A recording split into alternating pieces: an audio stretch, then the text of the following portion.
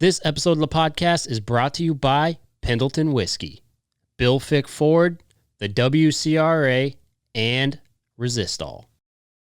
Born in the iconic American western town of Pendleton, Oregon, and taking its name from one of the most revered rodeos in the world, my absolute favorite rodeo, known for the grass, the Pendleton Roundup. Pendleton Whiskey is a modern celebration of a century-old tradition. Pendleton Whiskey is barrel-aged in American oak and cut with glacier-fed spring water from Oregon's Mount Hood. For an uncommonly smooth, rich taste and complex flavor, the Pendleton Whiskey brand honors a heritage that inspires us to live boldly, never lose sight of the values we believe in, and taste the moment, wherever we may be. The legacy of the American cowboy is forged in every single bottle. A taste of true Western tradition is always worth raising a glass to. Discover more at pendletonwhiskey.com. Oh, and Pendleton Whiskey is the official whiskey of Pro Rodeo and of the PBR. Pendleton Blended Canadian Whiskey, 40% alcohol by volume, Pendleton Distilleries, Lawrenceburg, Indiana. Please drink responsibly. Bill Fick Ford, the #1 Super Duty dealer in the entire country, is still taking care of their customers. It's hard to get trucks right now, but there's some perks when you're the #1 Super Duty dealer in the country. You still got trucks. Go to BillFickFordHuntsville.com to get the no bull discounts that no one else is giving during this crazy time that we're living in. Bill Fick Ford is still the place to go. In fact, if you ask me, it's the only place to get a new Super Duty dealer today. Bill Fick Ford. Who wants to be Rodeo's next millionaire? It's time. That time again through the WCRA. You can win $1 million by nominating your rides or runs and earning points through the WCRA. Through the Triple Crown of Rodeo, the WCRA will award $1 million in cash prizes to any one athlete or collection of athletes who wins first place in any 3 consecutive WCRA major rodeos. $1 million is completely up for grabs. The Days of 47 Cowboy Games and Rodeo will be the second stop of the 2021 Triple Crown of Rodeo series. The event will pay out over $560,000 and will be held July 20th through the 24th in Salt Lake City. Get this, there will be 0 entry fees, people. You heard me correctly. No entry fees. The only way to qualify for the Triple Crown of Rodeo event is by nominating your rides and runs with the WCRA. Use promo code GAUGE10 for 10% off your next nomination. Again, that promo code is GAUGE10 for 10% off your next nomination. To learn more, just visit WCRArodeo.com and learn how you can earn a spot at the Days of 47 Rodeo and possibly be Rodeo's next millionaire. What? What sets Resistol apart is the legacy of the cowboys who wear the brand. These traditions are passed down from fathers to sons, from heroes to future champions. Since 1927, Resistol has been handcrafting the finest American-made cowboy hats. Generation after generation, we live it every day.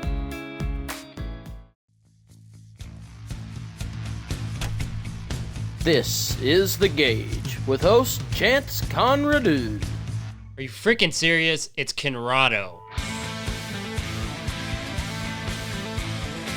This is The Gauge, and I am Chance Conrado. On this episode of the podcast, we've got Alex Fine. Alex had his acting debut on the show 1883 with a major role, which debuts this Sunday. This is Friday. We're recording with him. Alex has COVID, unfortunately, so he zoomed in from LA to talk to us. He lives out there in the land of actors, and you know, a lot of his good friends are very, very prominent actors that you all know and watch, and he's their personal trainer. He is one of the most prominent personal trainers in Hollywood and is absolutely in love with the cowboy way of life. He rolls around with the Compton Cowboys. You guys know we know those guys. Anyway, I encourage you to go check out his Instagram. He is a pretty awesome guy, very down to earth. You know, he bull rided for quite some time, and he just loves the Western way of life, just like all of us. And I think it's awesome that he is on that show and that he's into what we do. Check it out. Oh, my man putting the hat on. All in. Yeah. All in. All right. All right, think we're good? Good to go? You in a comfortable spot? Yep. You look to be pretty healthy for a guy with COVID. Yeah, You feeling all right? Yeah, I'm good. I didn't even know I had it, to be honest with you. I actually found out at the premiere of 1883. I went down to just get a normal test, and then they called me and they're like, you tested positive. So I had my 2 babies and my wife there. So I just told them I rented a car for them. Then I had to drive mine all the way back home. And now I'm in the garage quarantining. Oh, are you like staying in the garage until you get the negative test kind of thing? Oh yeah, because they're not positive. No. Oh, really? Yeah. That's weird. You would think just based on what you see on the news, you would think they would be. I mean, honestly, they might have been positive before or something. Like, I don't know. I don't have any symptoms, so. Yeah. So you don't feel anything at all? No. Oh, good for you. Yeah. I mean, I had it in July. I didn't believe it, and then I took 5 tests that day, and everyone was positive. Really? So I was like, I must have it. Yeah.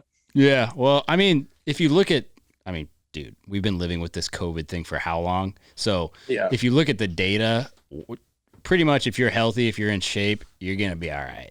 So yeah, I'm sure that has a lot to do with it. I'm quarantined in my garage, which is a gym that I train people out of. So I've just been working out. It's almost like a nice little prison cell. Yeah. I mean, if you're going to be, because that's kind of your thing, right? So personal training and the whole fitness thing, that's kind of your whole career, if you will, right? Is that, I mean, so if you could give us maybe a little background just for our listeners, I mean, because we've got a mass audience of specific type of people. I'd like them, because we've been talking for a while now. You've been talking to our marketing team and our guest relations people on Instagram, but just to tell the people who are going to listen to this who exactly you are and kind of what your thing is before we get into some of the other stuff. Yeah, so I play college football at Central Michigan, and I was a safety there, and I didn't graduate college my junior year, so I didn't redshirt my junior year. I broke both shoulders during the season, and after the season, they sent me out to California and to do rehab and to get PRP done and all this shit that at the time was just like not really heard about, and it was all like kind of the testing phase. So I only had 1 more season left, so I wanted to do it, and I knew that, you know, I wasn't delusional that the pros were out of the league. I was just happy to play in Division I college. And when I was out there, I was staying in Long Beach in this trailer park, actually, because I didn't have money. And I was going to this gym called Metroflex doing my rehab after I'll go to the doctor. And that's a famous gym. Yeah. Well, it wasn't at the time. It just opened. Yeah. This was the year that it opened. No kidding. And yeah. So this guy was in there and he saw me working out with 2 shoulder slings on every day. And then I'll take them off and then work out pretty crazy. And he came up to me. He's like, you might as well make some money and, you know, help me out. And I'm like, all right. And that guy was CT Fletcher, I command you to grow, like that dude. Oh my God. Really? CT Fletcher. Yeah, wow. Yeah. He wasn't that at the time. Well, when was this? I mean, cause I'm trying to think. I'm 28 and that was when I was 19 or 20. Okay. So 10 years ago, basically. 10 years ago. And so that guy was just crazy. And I would have him cuss out my friends on like a video on my phone and send it to them, and they loved it. So he recorded it one day, and then whatever, the rest is history for him. But I went home, played in the next season, and then during that time I really liked training with them, so I was like, I gotta get back out there. Went back out, worked with them, and then I had the opportunity to intern for this guy that worked with actors, and I was just working with athletes that I played against. So I was 20 at this time, and meanwhile, every guy that I played against or grew up with, I was training when they came out to LA. So that was like Odell, that was Justin Pugh, that was all these guys that I played against. They would come to me because they knew me, and it was LA. And then I left all that, basically started my own thing where I didn't want to basically put my trust in anyone else, like, and open up a gym and have someone train someone that I work with and they don't like them or whatever. So I just was like, I'm going to just get a nice house in the hills, build a gym out in the garage. And these guys, they can live with me in off season. So when I was like 23, I did that. And instead of putting my money in gym, I put it in a house, built out the gym. And I had like a couple linebackers on the Vikings staying with me. I had actors staying with me, and it was like a frat house. And I just imagine. I liked how that was. And anyways, it because of that is how I got into bull riding. During the season, I lived in New York training the Giants guys just in their houses and stuff like that. So I was with the offensive lineman one night, and we were drinking, and one of them bet me to go in this rodeo that was a couple hours away. So we all like just a small little, like a weekend rodeo type thing that they had going on. Yeah. So I went in, I got on a bull, and I ended up winning the rodeo. And then I bet them I could become pro. And they put like $5,000 on it, or $500 actually. It wasn't much. Yeah. So I went back to LA. I started working with Judd LeFew and Gary LeFew, which is like, they call themselves the guru. They have all these pro bull riders. They were Hall of Fame themselves, or Gary was. And anybody in this world knows who they are.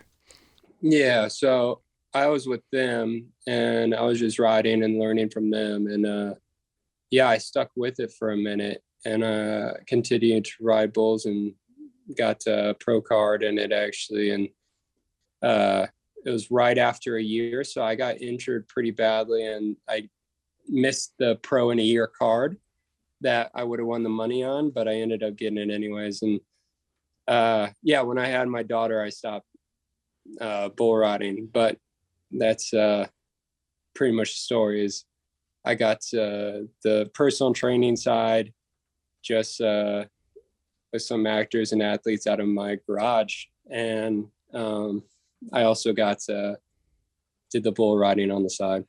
I mean, that's interesting, and I bet there's a whole lot like more to it than that probably, but it's really funny. So where are you from originally? Because I'm Cincinnati. So you're from Cincinnati, and you went and you played college football. So I mean, what kind of a culture shock? I know quite a few people from LA, but what kind of a culture shock was it being from? I mean, you went and played college football at a certain level, and I'm sure that was a culture shock in some way. Maybe. I mean, I don't know, from like city Cincinnati or like suburb Cincinnati.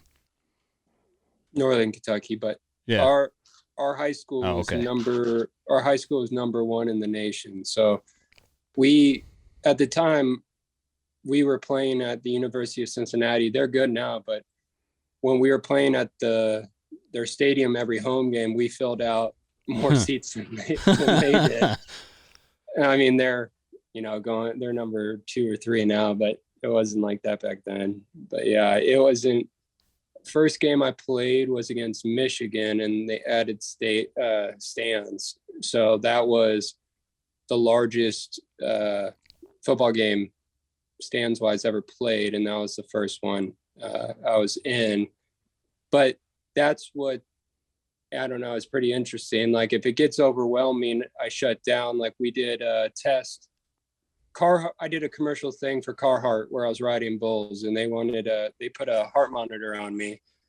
All this stuff, they're pretty worried because I wasn't wearing a helmet or anything, and they just wanted to test it out. So they actually said that my heart rate was extremely down, like to a point where I could fall asleep.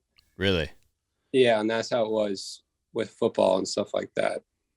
So are you one of those people that's really, really like when you get your stuff measured, you have low, your heart rate's really low, your blood pressure's really low, all that stuff? Just when things are overwhelming and like high intensity, it goes down like that. Yeah. I don't know. It's more so like I never had adrenaline like that unless like, I guess parent teacher conferences in school, like that's what would like make me anxious. Like if you thought you could get in trouble kind of thing? Yeah. Yeah. Like if you lied to your parents, that would be the kind of thing that would do it? Yeah. Yep. Anything with my mom, she scared me, and that was about it. Do you think that was like a performance? I mean, not what we're here to talk about at all, but do you think it was a performance positive or negative? Not having that adrenaline rush. Really? I mean, because I was never once nervous, anxious on a bull. Yeah, that's I probably wouldn't have done it if I was like. And reality hit once I hit the ground. So like that's when my heart rate would jump a little bit, is when I was off of it, but not on. Yeah. When you're on it, you're able to focus. Because I mean, if you've ever been on the back of any like rough stock animal, 8 seconds is actually an eternity. And I think people who've never done a rough stock, it's an eternity. It's like, I remember somebody, one of the first times, I did 3 seconds on my first or second time at Gary's, and I thought it was like at least 12. Like I hopped off, and I was like, like, oh, that's nowhere near. If you've done other things and things slow down, like if you've played any sport at a high level, I played college sports too for a little bit. Well, barely, not like you, but it learned really quick. You learn really quick if you come from like a smaller town and you play football, and you had this because you were the fast white guy too if you're playing safety. Mm-hmm. But when you're like a $160 best case scenario, and then there's someone who's just as fast or not faster than you, who's bigger and is like 230 pounds, that's a rough day. You probably learned I was that, too, right? Guy. Yeah. I'm 165 now, but I was 210 when I played. Oh, really? Yeah, I was big. Really? Yeah. Not me. Yeah, I'm bigger now as a grown man than when I was playing sports. But in bull riding, it actually helps you being a little bit smaller. But just but I wasn't during then. I was a big guy then. Were you? Yeah, that's interesting. So when you went to LA, and I'm just trying to kind of build a little background on you before we talk about some of the stuff you're doing now and the life you've built and all those things, because coming from where you were from and even the college football thing, I'm sure LA had to be just like a crazy culture shock. Anybody I know who moved from Midwest, East Coast, whatever to LA, usually their mind is blown for a while just on how LA, you just say the word LA and it means a specific thing if you've spent time there. Yeah. I mean, honestly, yes and no, but I was like, for instance, like when I moved to LA, I was in a trailer park the first time, and then it wasn't like the LA you hear about. And then the second time I moved back, I thought that downtown LA, I got a Craigslist ad. I thought downtown LA and Hollywood were the same thing, and I had a job in Hollywood, so I wanted to move there. And I got an apartment for $600 a month, and I thought it was going to be fucking nice. Like at Central Michigan, if you get a $600 a month apartment, you get 3 bedrooms, you get a nice place. So I thought this place was going to be pretty nice, and ended up being in the heart of South Central on like 50th and Figueroa. And I know that's might not mean anything to you, but that's like in the heart of South Central, and it's nowhere near Hollywood.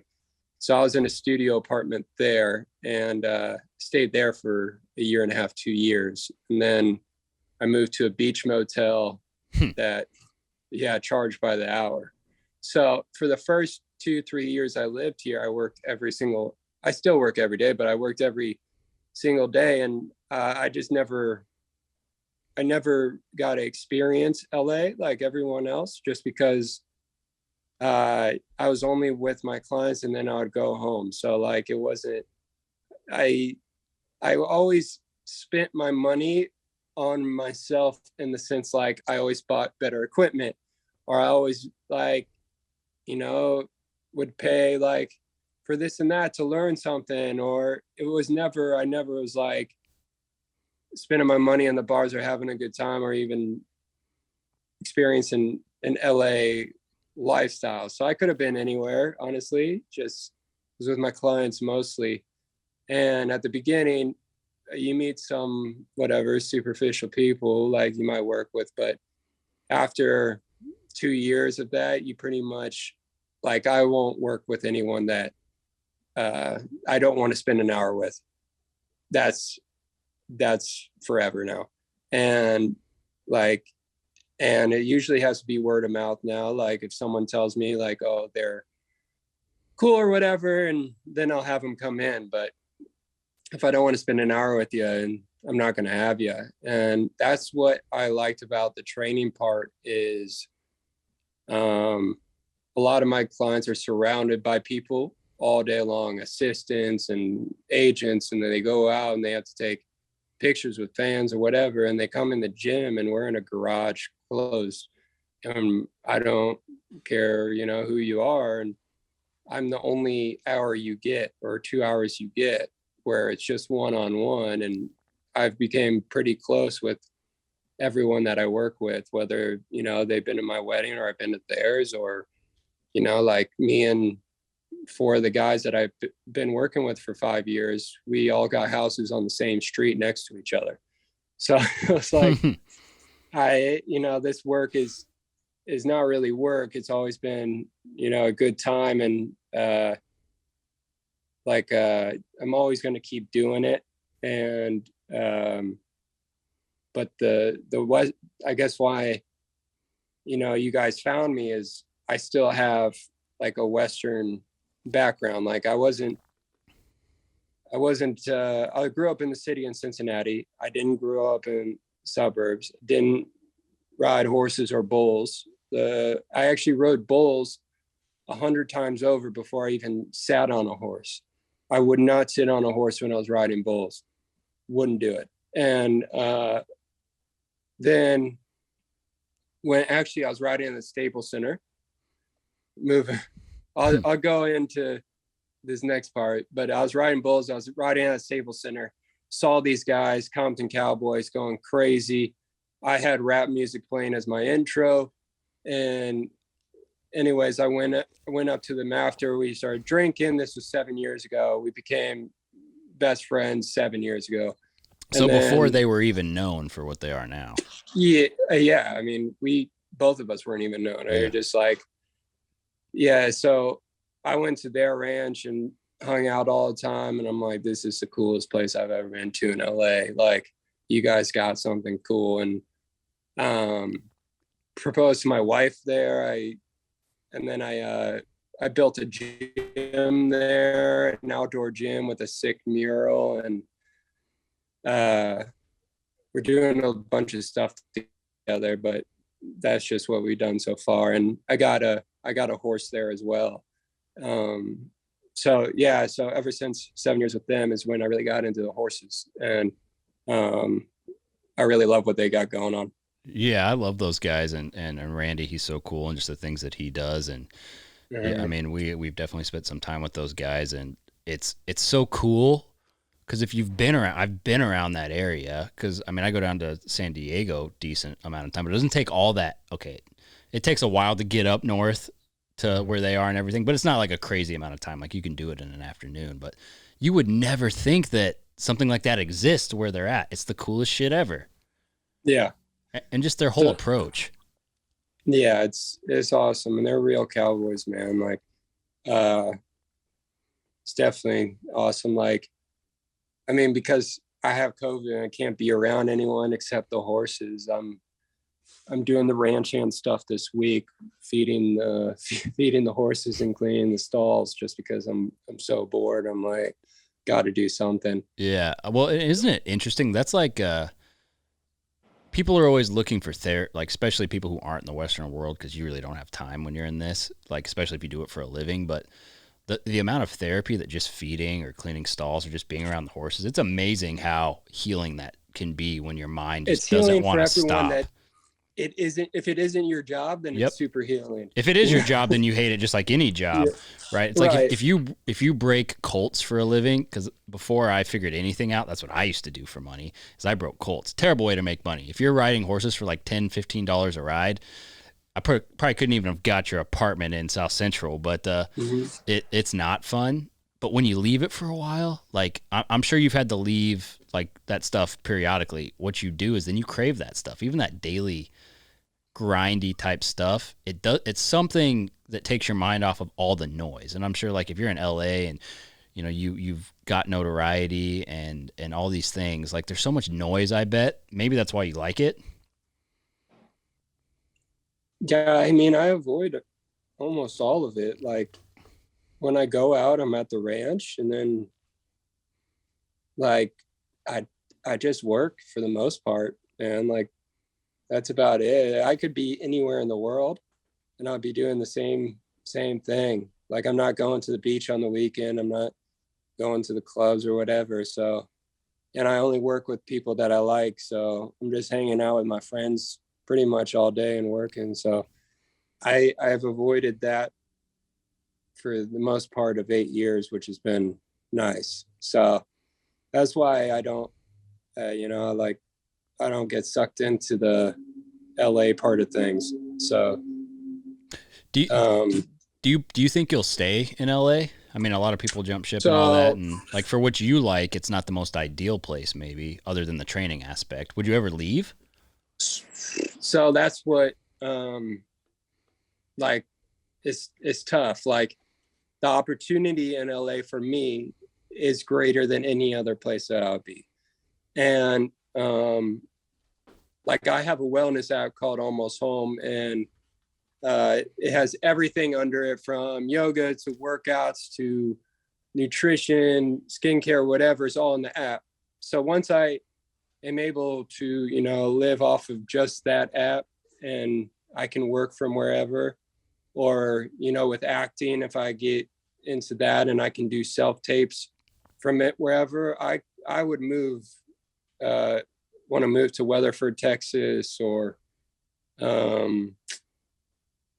love Texas. I love, just anywhere with land, anywhere that's warm too. Like, I would go to Mexico and have some land and be all right. Yeah. I mean, it's mid-December and it's like 75 degrees in Fort Worth right now. Not normal, but it's like, if this is the new normal, I'm like, whoa, more California people are going to move here because it's going to be the same weather they're used to. There's just no ocean. Yeah.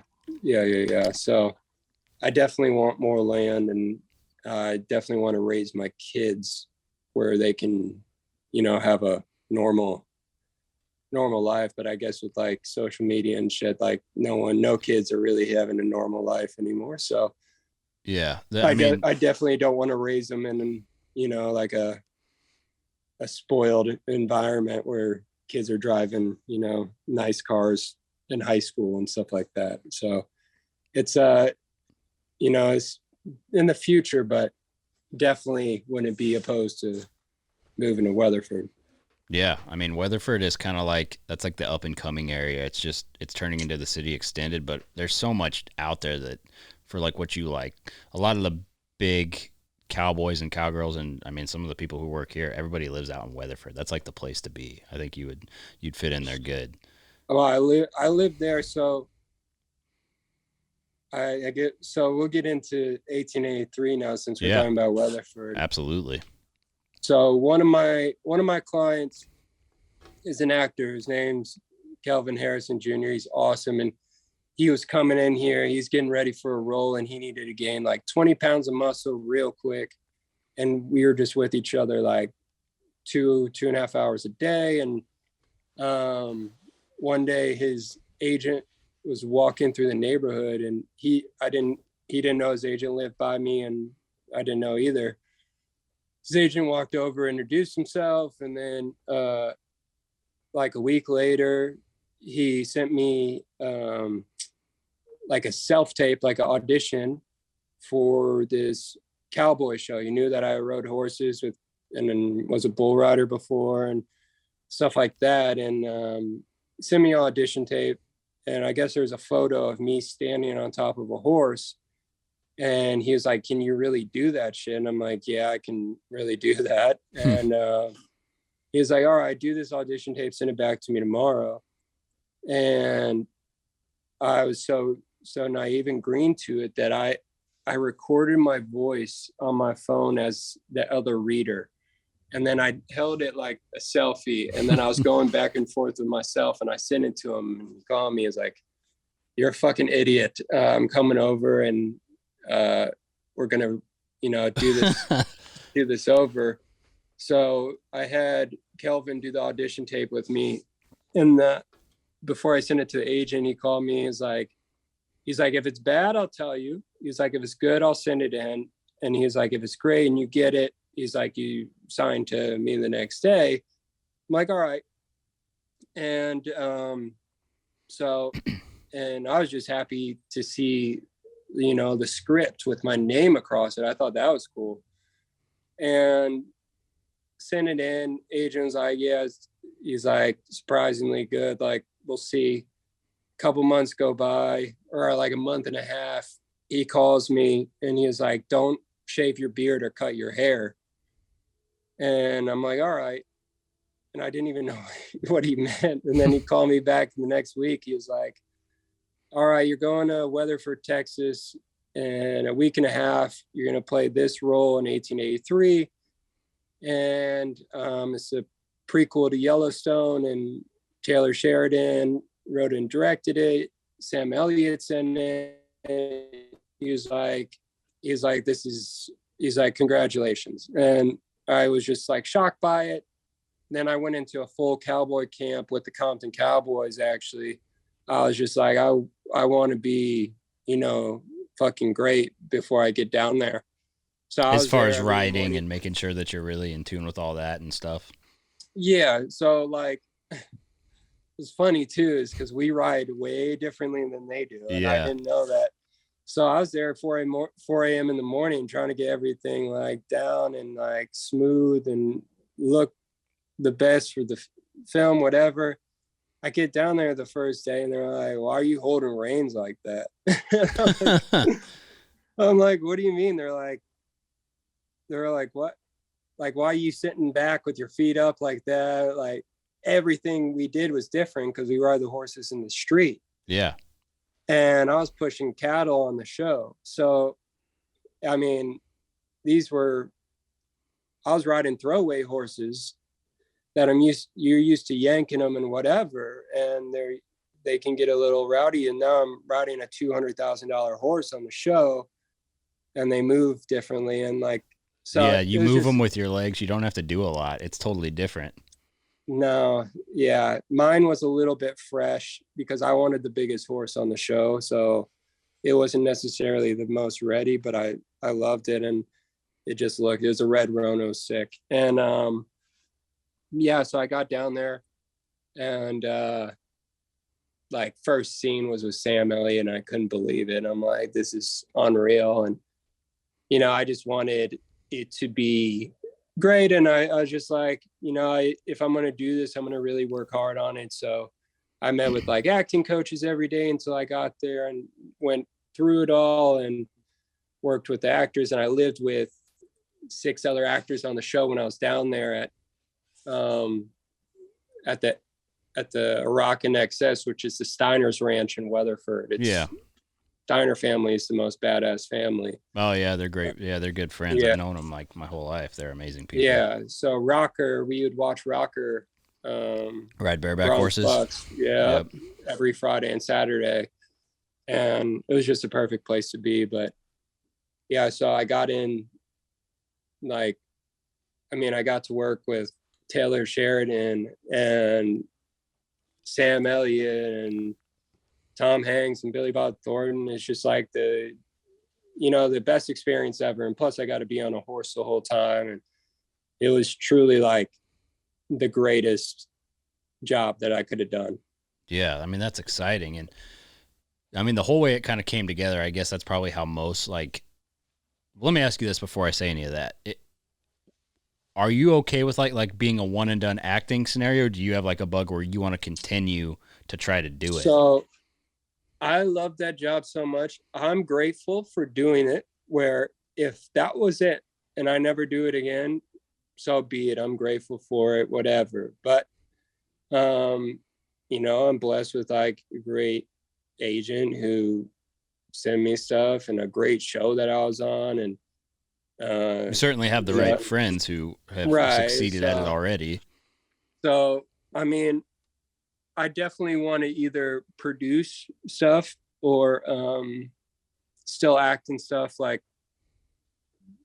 I can probably release something I'm doing in a little bit, but I'm going to continue it for sure.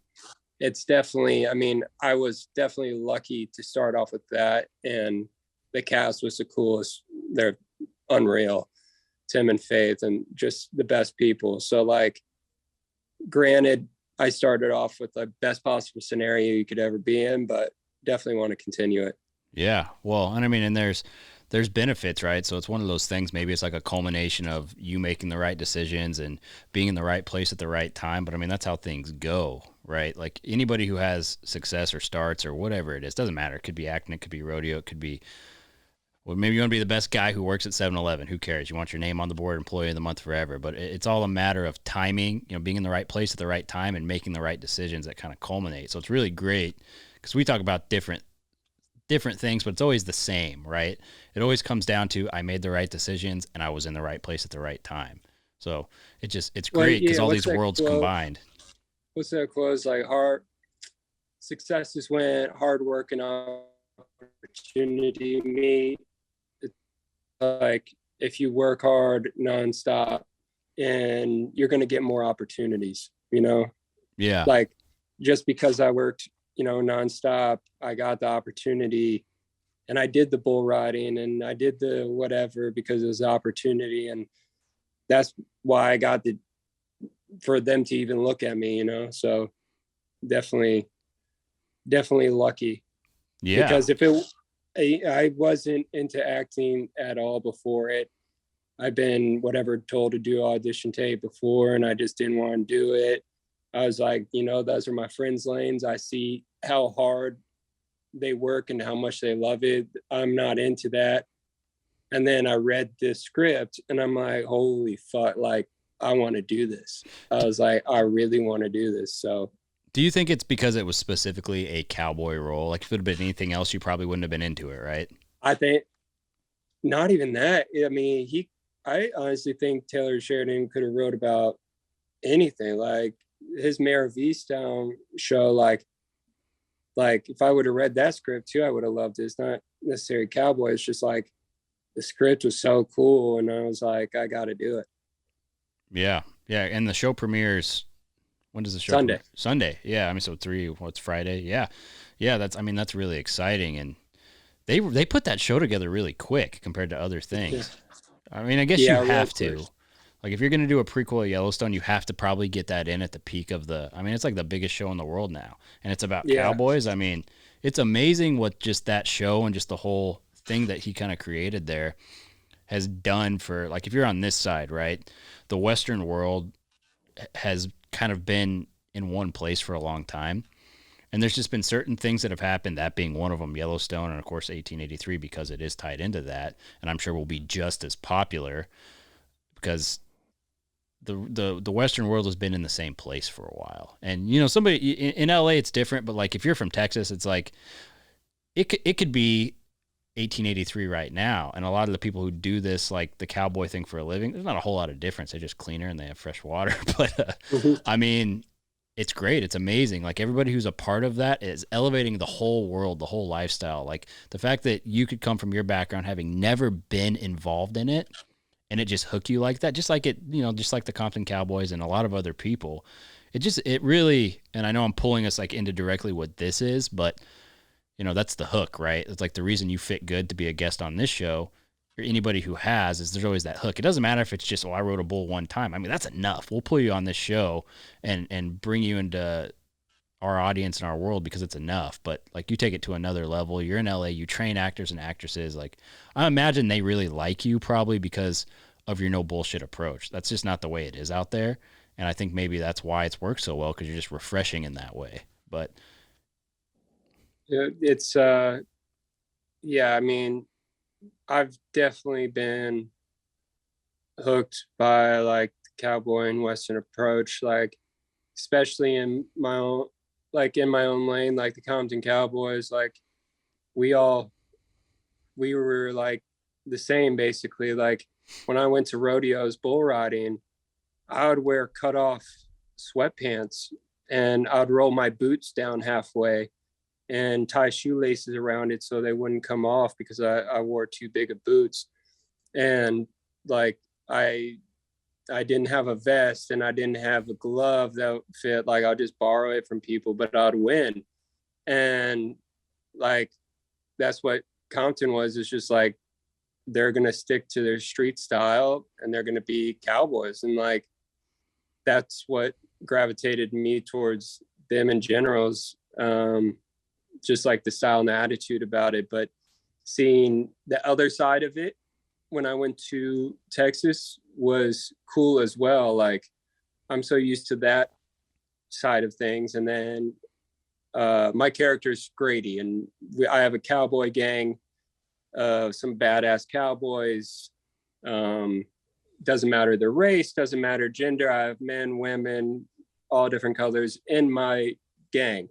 And in real life, everyone else is a badass cowboy. Like Buster Frierson, he was in the gang. I love me. Buster. Yeah, Cam McDonald. I had Ross Coleman, like guys that rode bulls too and do the cowboy shit every day. So I learned from them and how they do stuff. And I'm like it's cool to see, you know, opposite sides. Yeah, I mean, maybe it probably makes you like appreciate the whole thing more, and maybe makes you want to be more involved. I don't know. Wouldn't speak for you, but I know like if I get exposed I'm trying to to buy things, the horse from the show that I rode. Really? Yeah. Yeah, I bet they wouldn't sell them. They'd be like, no. Yeah. Oh no, Taylor is gonna sell them to me. Oh, it's Taylor's horse. Yeah. There you go. Well, maybe he'll cut you a deal. It's a deal. Yeah. But still high dollar. Still, we know. We know over here what they call. I mean, like did you watch any of the NFR last week? Any of the national finals? Yeah, like those barrel horses.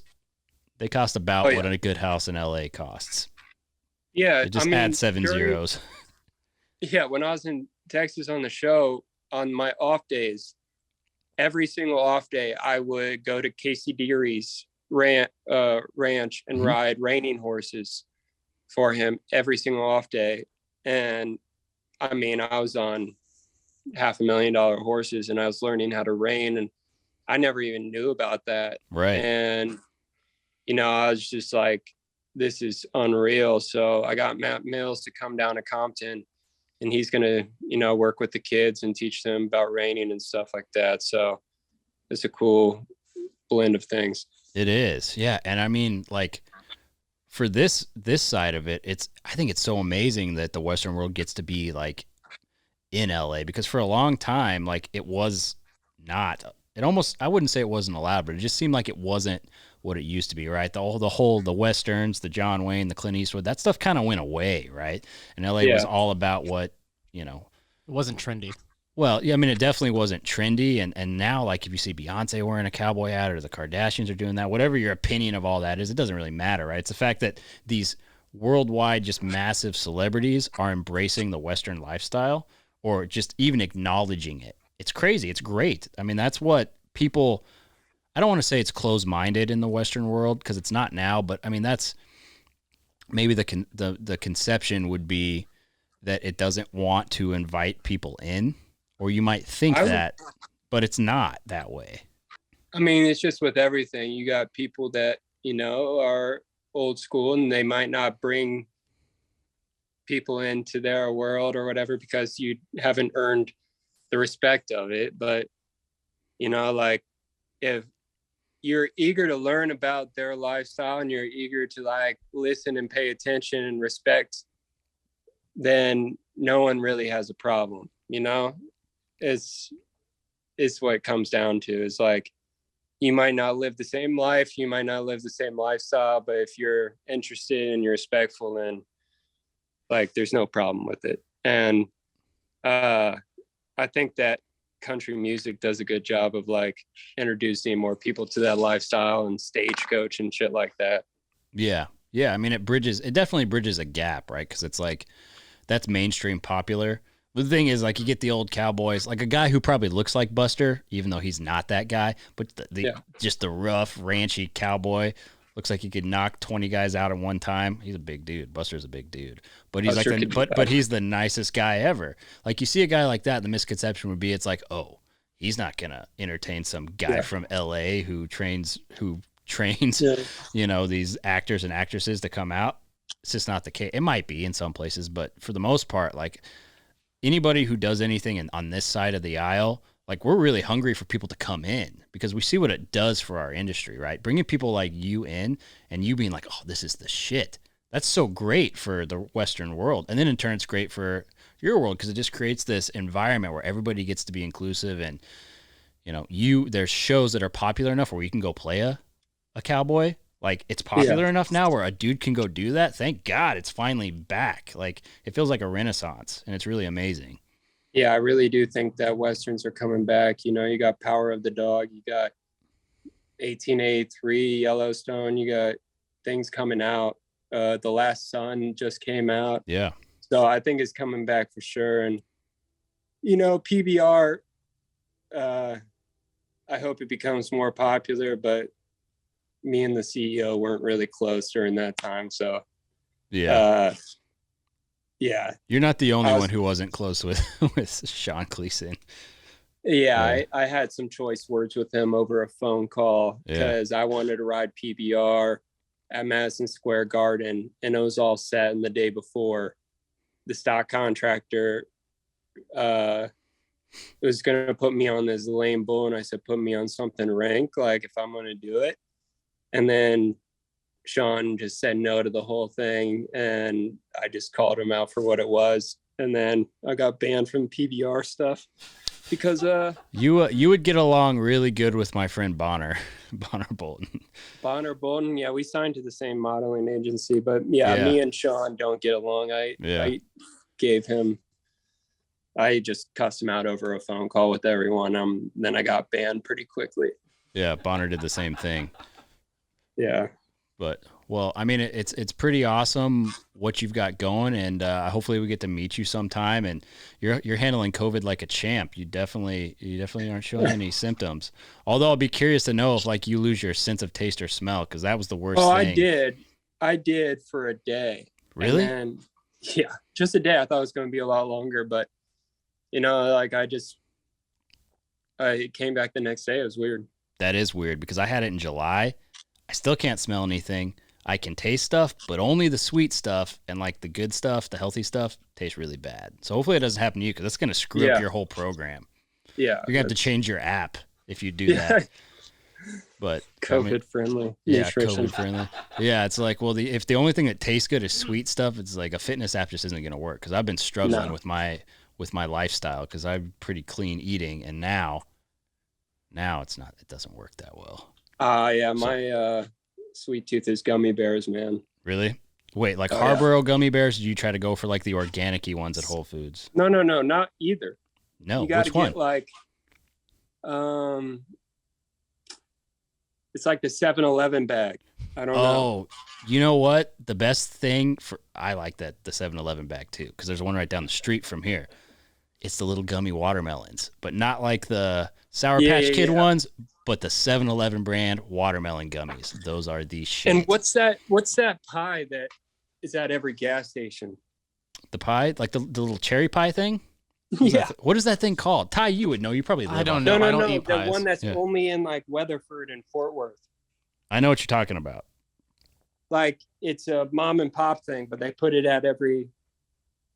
No, Riley. What's that? Is she in here? What's that mom and pop pie thing? She lives in Weatherford. She knows. The girl you've been talking to on Instagram for months. She lives in Weatherford. She knows. She's just giving me a weird face. It's like a cherry pie that comes in a little. They got butter. They got pecan. They got. We got no answer from her. She looks very confused. Yeah, she's not representing Weather. She's not representing Weatherford well right now. It's shameful is what it is. I don't know. Either way, she doesn't eat pie. Either way, it doesn't fit with the brand, the fitness brand, and all that. But I mean, my man here can probably get down on some sweets just like I can. Yeah, it's a dark secret of the fitness industry. Well, I do have a couple more questions, and I'll let you go. Yeah. Get on and get back to your hospital bed. You're just dying from COVID right now. But what was your approach to training people, like to where it caught on? Where like, I mean, because that's just not a normal thing. Where there's tons of college athletes who go and just don't do anything. But what was your approach to fitness that was so popular to where you had NFL athletes and eventually actors, like prominent actors, who wanted to come do your program or work out with you? I mean, what was your approach? I mean, my approach was just like, I was like, no matter what, they're going to work hard. Like, and I made it like an environment that they would want to be in, like, and they get to know me. I'm open about who I am, and they can say whatever they want. I'm not going to judge them. So at the end of the day, the reason why I kept getting people is because the people were getting results, and then they also liked the hour with me. So like, if you're getting the results you need and then some, and you actually enjoy coming in here for the most part, that's where, my business started growing. Yeah. Yeah. So it's not so much about what the program is, it's just how you feel when you're there.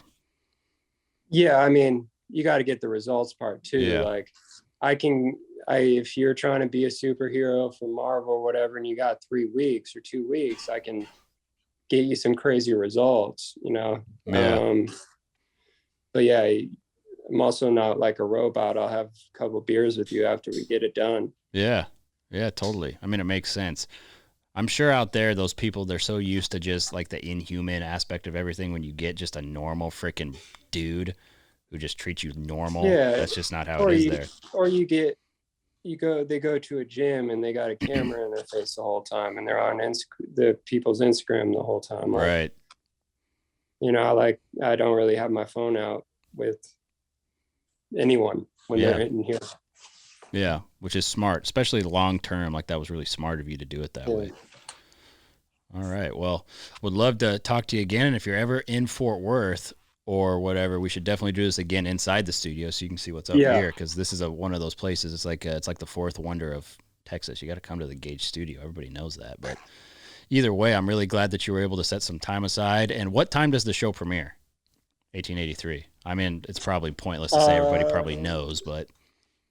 Yeah. I don't know. Guess the same time as Yellowstone. No, Yellowstone is on Sunday, so I'm going to guess after it. Probably after, right?